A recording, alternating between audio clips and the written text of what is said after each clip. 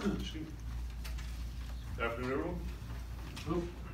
Thank you. Appreciate it. Good. All right.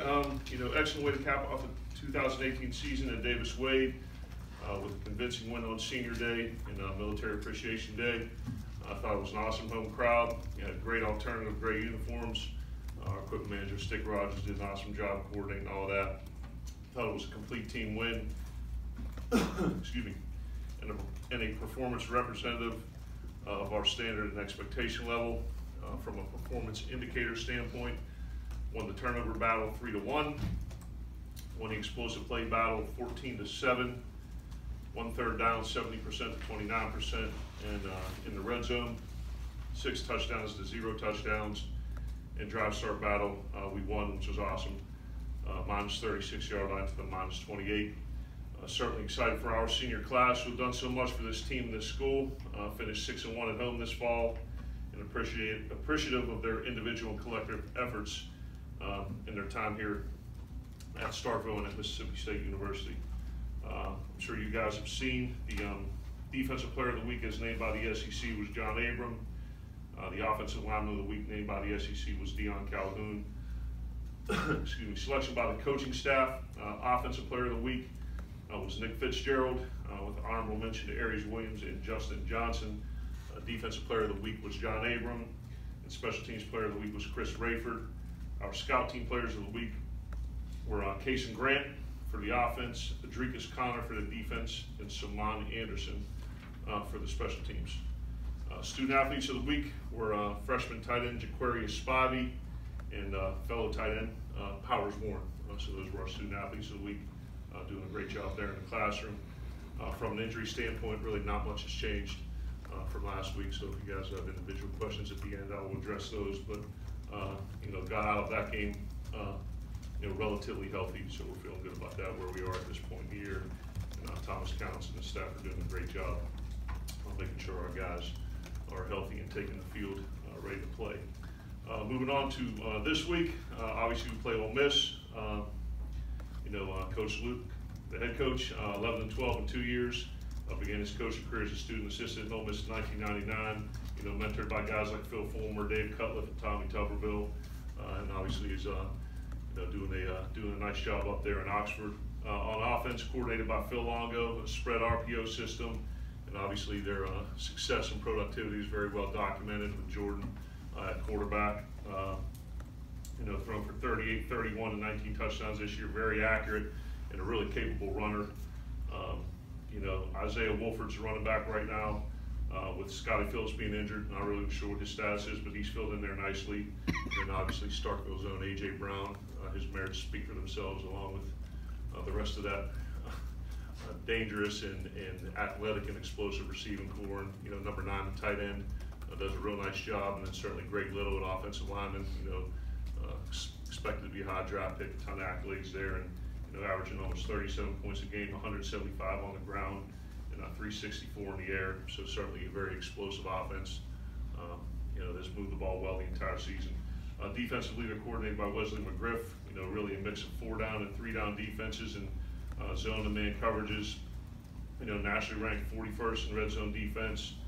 Created 15 turnovers, which is an extremely high number. On the defensive line, number 40, Coatney has 51 tackles, 3 for loss. Plays very hard. Preseason All-SEC. The linebacker, number 46, Mohamed Sanago, 104 tackles, 6.5 for loss, a sack. High motor, very physical guy. And then on the back end, number 36, Zedrick Woods, 70 tackles, a tackle for loss, 2 interceptions. Great ball skills, instincts, and anticipation there. Kind of split the coordinator duties on special teams amongst the staff. Guy that sticks out is, the kickers hit 21 of 26 field goals. They have 1 kickoff return touchdown, forced turnover on punt return versus Vandy. Elijah Moore is the returner, 18.5 yards on kickoff returns. And then, like I mentioned, Luke Logan, the kicker, 5 for 5 versus Vandy. So, obviously going to be a heck of a challenge in this game, one we're very excited for. It is a huge game, battle for the Golden Egg. Certainly understand the importance and significance of this game to our players, our program, the school, the city, the state, and our fans.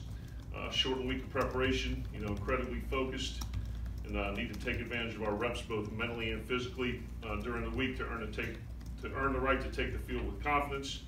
In a very challenging environment, we're going to need to play with tremendous poise, fanatical effort, and most importantly, execute with a high level of precision.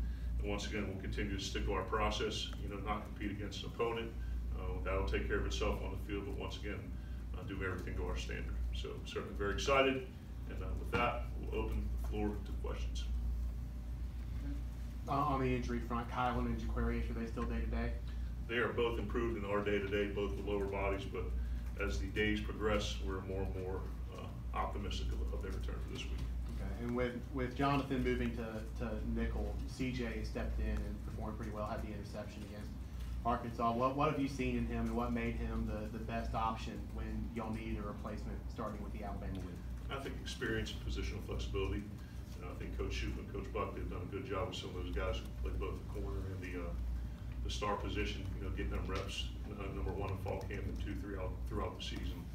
And, I think those guys are all, possess good football IQ, so the ability to kind of bounce back and forth between positions definitely benefited us. And, they made the most of the opportunity. I do have your sweatshirt too. I have 3X downstairs, the Great State one, so yes. That's on order. Thank you. I got you. Closed mouths don't get fed, so you're good. I'd also like a sweatshirt. Okay. I'll be taking orders in the back afterwards. Awesome, great. I'm just wondering, whenever you came to Starkville, how quickly were you introduced to just the importance of the Egg Bowl, and what did you first hear about it? What was your first impression, and what have you noticed as the season has gone on and with this week leading up to it? Yeah, when I got off the plane and started, shaking hands and signing autographs, walking around the fence, there were few people who kind of relayed the importance of the game and what it means. So that happened pretty quick. And President Keenum in his office after my press conference, and really everybody that you see, in town and around the state, a lot of passion. And this game has all the ingredients of what makes college football and a great rivalry special. Two great opponents, proximity, familiarity, tradition, history, and really, quite frankly, most importantly, a lot of players from the state who have played with or against each other. And I think that's what makes this game unique and special. Do you think you've ever played in a rivalry game quite like this one? Played in one? Excuse me, coached. Oh, no. Yeah, Fordham Holy Cross really doesn't carry the panache of Mississippi State Ole Miss, but it's close. But I'd say, Pitt Penn State would be, it's kind of falls in the same category, I think, in terms of all the things that check off, a good in-state rivalry. Coach, I would caution that Columbia fans will be very upset that you didn't mention them as a rival. Columbia? For them.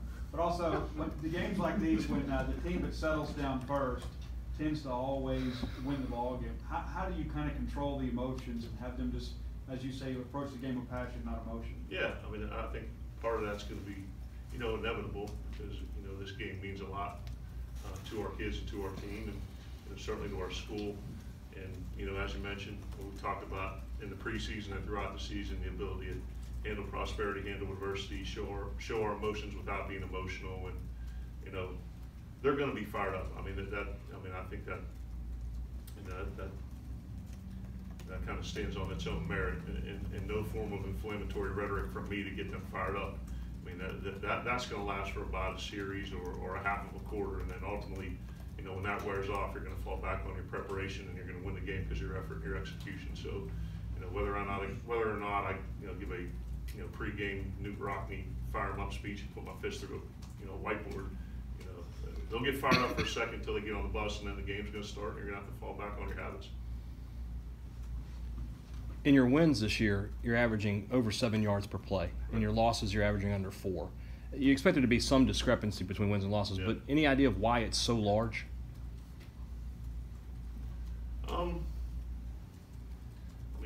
Right off, I kind of looked up some of those numbers today as well. And it's, in the 7 wins, it was over 45 a game, and the losses, it was right at 17, I think, points per game. And I'd probably say it's caliber of opponent, pointing the finger at me, game plan and play calling, and certainly when you look at the teams that we've lost to, Kentucky, LSU, Florida, Alabama, you're playing a very, very good opponent. So I'd say it's probably a combination of all those factors.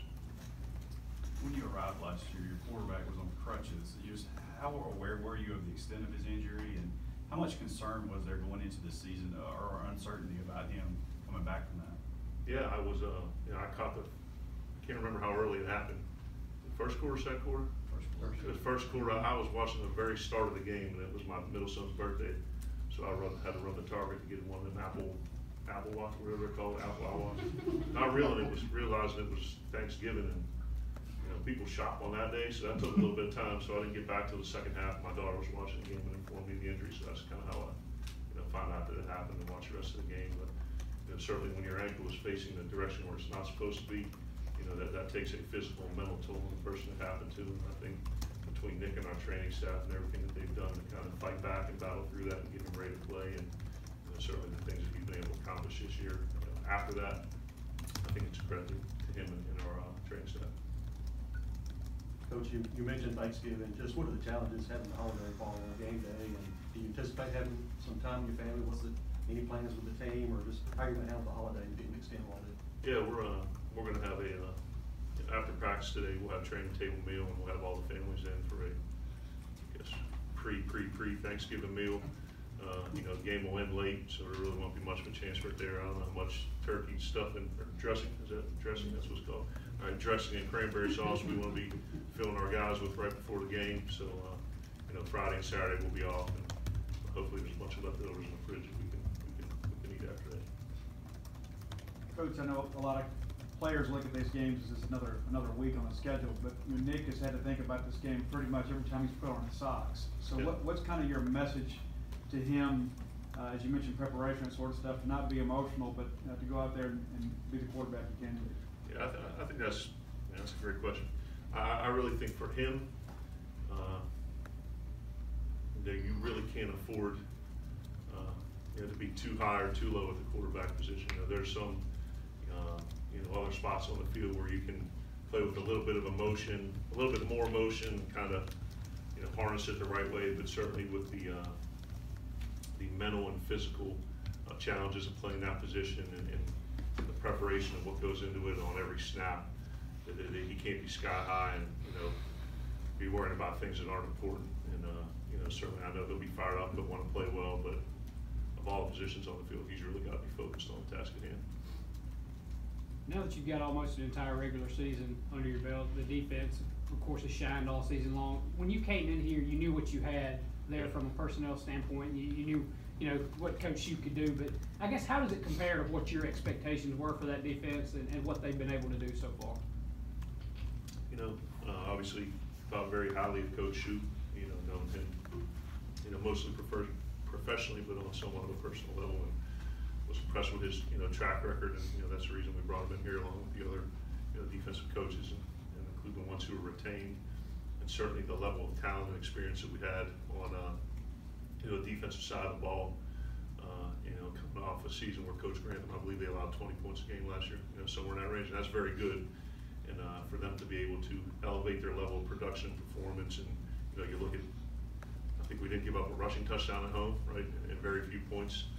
So I would say if I were to classify it, it would certainly, I had high expectations, but in some way, or in a lot of ways, it's probably exceeded my expectation level, to be honest with you. And that's hard to do because we have very, very high standard.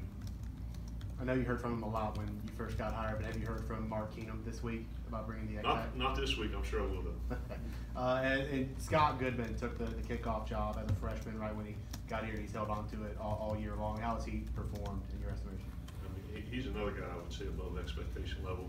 Walk-on guy, preferred walk-on guy has come in and really won a job, and I think he's getting a little bit better every week. And when you have a weapon like that on your kickoff team that can put the ball through the end zone and limit the number of returns that a team gets, and you talk about drive-start battle and hitting yardage, to make sure that they're starting at the 25. I think that's a guy who Scott's a guy who's doing very well on kickoff, but we're trying to grow him into. He's been working on field goals and things like that as well. He can also punt, so very talented young man. We're happy with him. Coach, since losing DK Metcalf, Ole Miss has lost 4 games in a row. How are they a different offense and different team without him? Certainly, he's one of the top receivers in the conference and one of the best in the country, and very explosive. I don't want to say they haven't missed a beat because he's that talented of a player, but with the depth they have at that position and the ability for Coach Longwood to kind of disperse the ball amongst their playmakers, you know, you saw Lodge and AJ had a huge game in the tight end and, you know, rolling some running backs through there. You know, they had thrown for 300 yards and, you know, 9 of 11 games, and certainly watched the Vandy game, and they're able to throw it around pretty good. So I think the scheme lends to that, play calling, and the, you know, the talent level they have helps. And certainly he's sorely missed. I think Ole Miss has given up 213 yards on the ground. That's last in the SEC. Yeah. You guys, Nick only threw the ball 14 times against Arkansas. How similar do you think the game plan is going to be? Yeah, we, you know, today's technically, yeah, this will be our first practice of the week this evening, so kind of we'll you know, rep some of that stuff on first and second down out today. But you know, like always, you plan your game plan. You know, put your game plan together, and you want to be able to run the ball successfully, and kind of everything is built off of that. And you know, more than anything, you know, I think the one thing that you kind of look at that you need to have, you can win games by being. You can win games by running the ball well, but to win championships, you have to be balanced. And I think that that's one thing that we're growing towards, being able to have balance. And certainly, I'm not really caught up on, well, we need to run the ball well in this game or we need to pass the ball well in this game. I think whether it's on the ground or in the air, the ability to generate explosive plays, the ability to limit turnovers, convert third downs, and score touchdowns in the red zone. Certainly, the game plan can veer more towards what you do well and the other team struggles to defend. And I think a lot of that, you know, plays out on game day.